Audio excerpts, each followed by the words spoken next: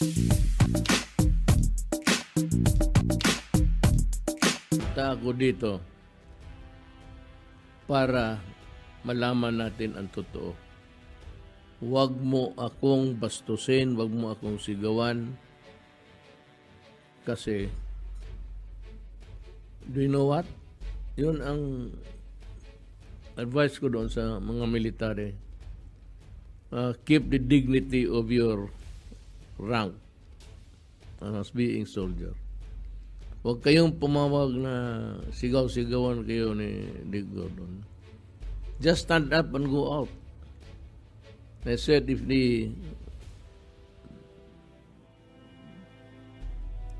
sergeant at arms i-detain ka, then once I hear about it, I will go to the Senate and get you, extract you.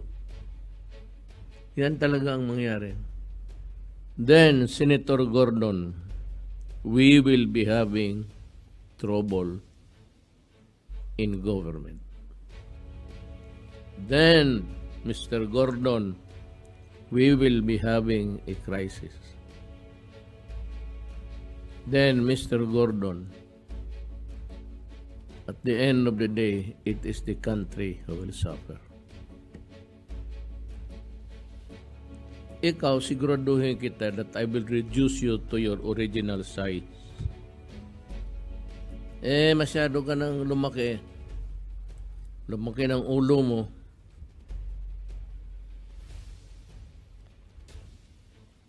So it's about time na, isauli kita sa dati mong pagkatao.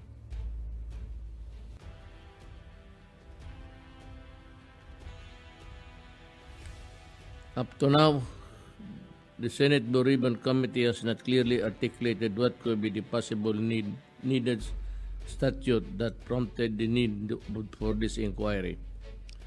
The ongoing Senate inquiry has gone beyond the allowable exercise that is patiently being conducted in the primary purpose of inquiring on possible violation of laws. Isa pa yan. Hindi mo alam. Yung ano ninyo, ang pinaka-weapon mo is contempt.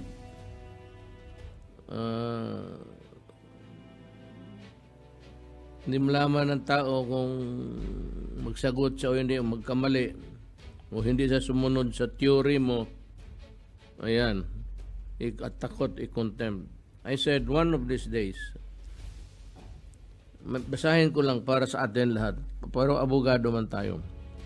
In the same ruling, the Supreme Court referred to a case of John Watkins versus United States of America, whereby it is upheld that, I quote, nor is the Congress a law enforcement agency or a trial organ. These are functions of the executive and judicial departments of government. No inquiry is an end in itself. It must be related and in furtherance and of the legitimate task of Congress investigations, particularly solely for the personal aggrandizement of the investigators or to punish those investigated indefensible. Aggrandizement conducted solely for the sole purpose of aggrandizement. I will reiterate, if the Senate Blue Ribbon Committee thinks it has gathered enough evidence of corruption or malfeasance from its current inquiry, then by all means bring your case to the Ombudsman or to the proper courts.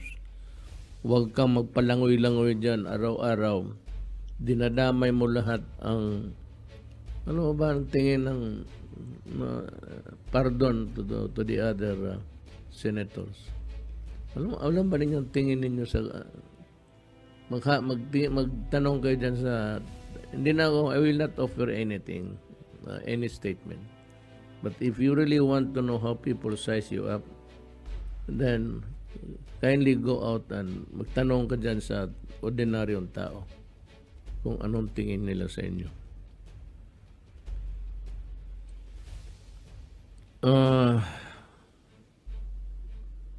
I'd like to hear Congressman Marcoleta. Isa pang ano ito? Present, Mr. Chairman. Yusek Lau, Opo, Mr. Chairman. narinig mo na ba yung kwento ng isang taong naghahanap ng isang bagay na nawala?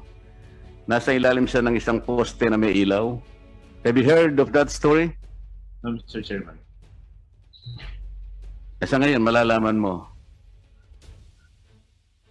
Ayun nga, naghahanap siya ng isang bagay, paikot-ikot siya sa lugar na yun.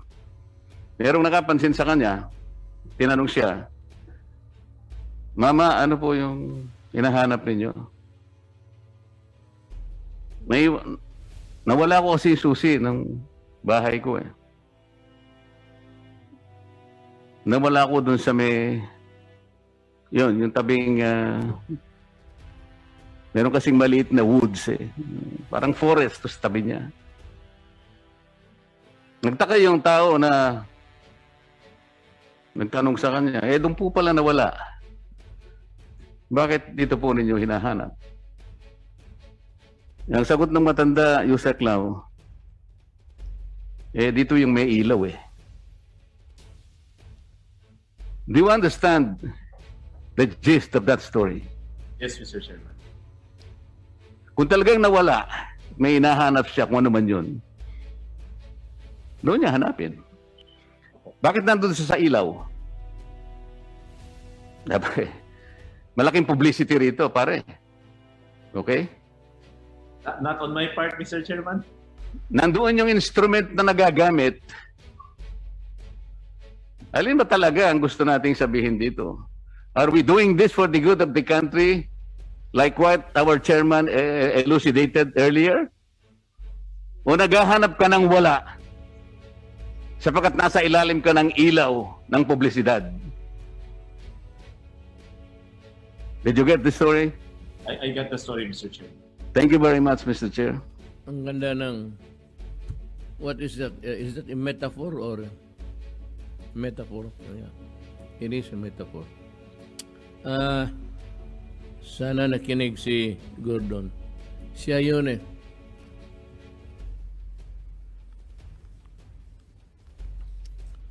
Now, let's go now to the Philippine Red Cross. When I asked for an audit of the Philippine Red Cross by COA, it is with legal basis under the Constitution and Republic Act number 172 of the Philippine Red Cross Act of 2009. Alam mo, kailangan ko ipaimbestiga ang Red Cross for a host of reasons. Pero una niyan, pera. Sabi ko nga, I want to know if yung PDAF mo, ibinigay mo doon sa Red Cross, inidikit mo, so that pag na-commingle na yan sa funds, there can never be an audit in your theory. Kasi hindi pwedeng mag-audit ang COA sa Red Cross. I disagree with you as a lawyer, and I'm pointing out to you the Constitution and the Republic Act. And I dare say that you are wrong. This is the same law that requires the PRC to submit to the Office of the President of the Philippines its annual financial report. Wala kang nga binigay. You know, it's the Constitution itself requires bidding for every centavo that goes into the private hands for the purpose of charity, yung mga Itong Red Cross, a very laudable entity. Kaya lang, all these years, hinawakan mo, you squat on it and destroyed everything, including its credibility. So I ask again, where is this report? In all my years as president, I have not seen even the shadow of that law-mandated report. That is actually an omission. That is something which you failed to do. At huwag mong sabihin, wala kang responsibilidad yan. If it is required by law and you fail to do it and there's malice because you wanted to hide your crimes, paano mo ginastas, paano mo sinaipon yung pera sa Red Cross, then it becomes a case of anti-graft. Again, we are not attacking the Philippine Red Cross. We would just like to know if the resources that the government has given to it is well managed. We're only asking for the same transparency from PRC Chairman Dick. Gusto mong transparency sa mga transaction? Kaya you're dwelling on formally. In the same manner, we would like also to see if there is transparency in the Red Cross under you, and you yourself in connection with the Red Cross functions, including maybe this disbursement of money. On this note, I have already instructed the Solicitor General to write to COA Chairman Michael Aguinaldo to conduct an audit on the finances of the Philippine Red Cross. Now, there seems to be a hesitancy. Parang nag-hesitate si, well, again, that is a mandate of the Constitution even.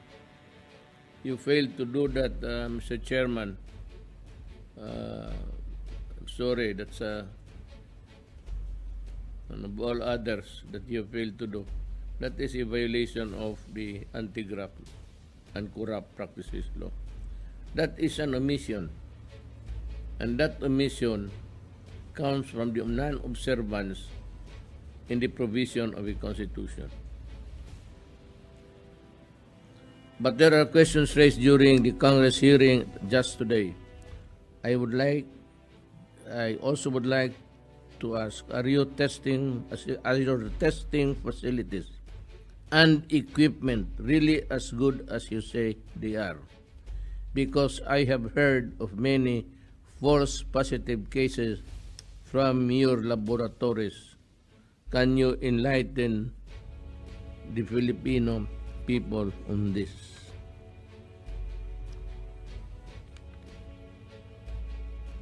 I was informed that 44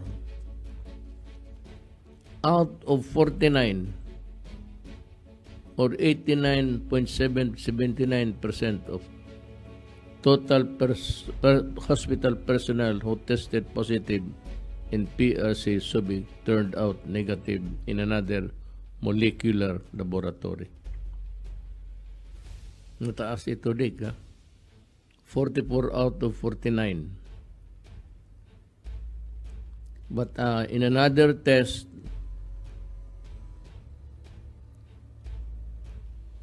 apat lang. 44 out of 49 or 89%. 89.7%. Moreover, ito. Ikaw hinahanap kaya ako nalilito dito. Moreover, in the Presidential Security Group, 187 out of 213 or 87.79 of the PSG personnel tested positive in the PRC Manila laboratory but tested negative in their confirmatory test.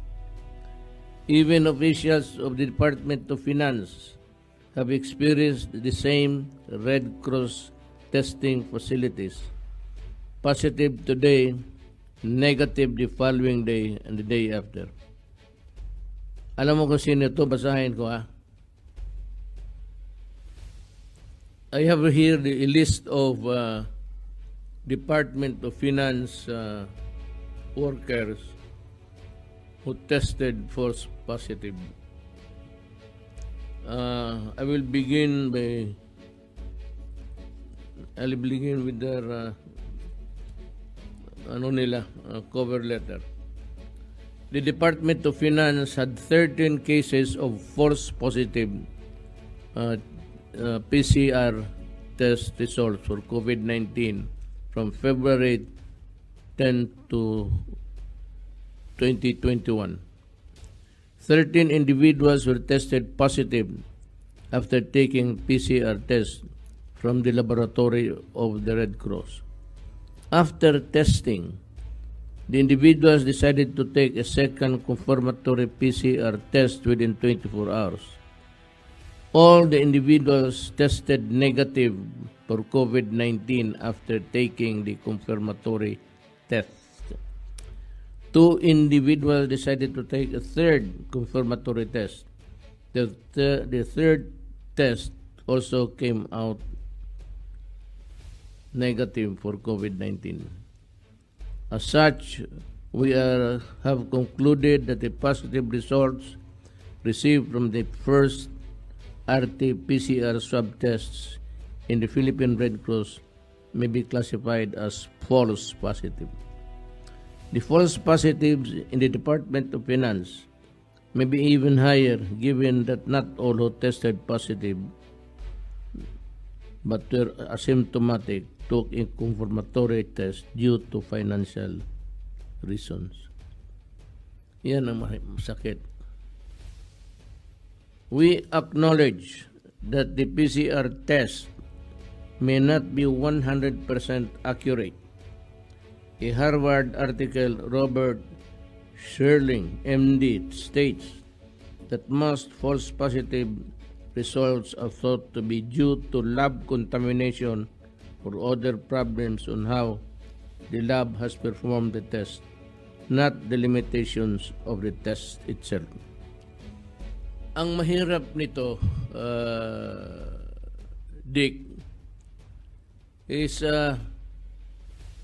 paano yung mga tao na tumanggap na lang sa PCR test ninyo na positive sila when all along negative sila, but because walang pera at hindi masyado di meet ka na assertive ones, pasunod-sunod na lang, and had to endure a confinement of 2 weeks when all along tested negative pala sila. Yan ang problema mo sa Red Cross. Problema ka na, problema pa ang Red Cross sa iyo. Because of this information is accurate, then maybe the DOH must investigate this matter. You could be putting more people at risk. You could be falsely adding to the total positive cases per day of this country. Ilan yung nadagdag doon sa positive sa isang araw, daily attack, na negative, nasali na doon sa numero na pakarami na ang nasakasakit.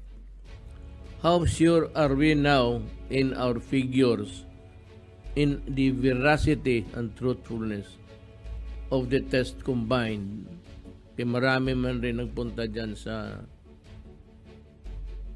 Red Cross. How do you backtrack? If it is impossible, what do you intend to do? Ang mahirap kasi niyan,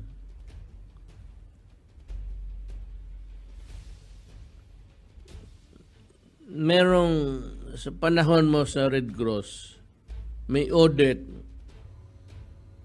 86,815,433.24 is attributed to you. Sabi ng COA, and in early August of this year, SBMA sent final demand for you to pay the said amount in 30 days. It has been more than 30 days, Mr. Gordon, and you have not done anything. Let me remind you that when a notice of disallowance has been issued, clearly a law has been violated. Maybe a case should be filed against you. I am now asking the concerned agencies to look into this matter. Yun na sinasabi ko, Dig.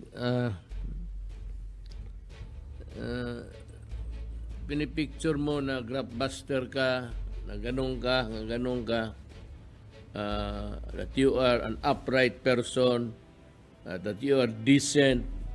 When as a matter of fact, merong kang 88 million na attributable to you na hindi mo binayaran.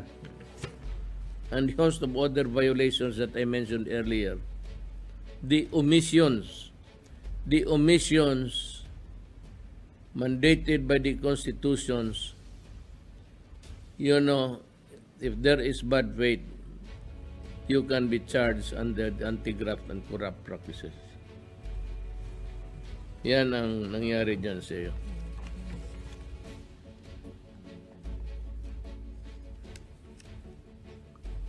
Ito, since that you can also tell us about your disallowances while you were in SBMA. The COA identified you as one of the accountable persons directed to reimburse or return the disallowed amount, which totals 140 million. Of this amount, yun, 86 million 815,443. Paano ito ngayon, Dick? Where is now the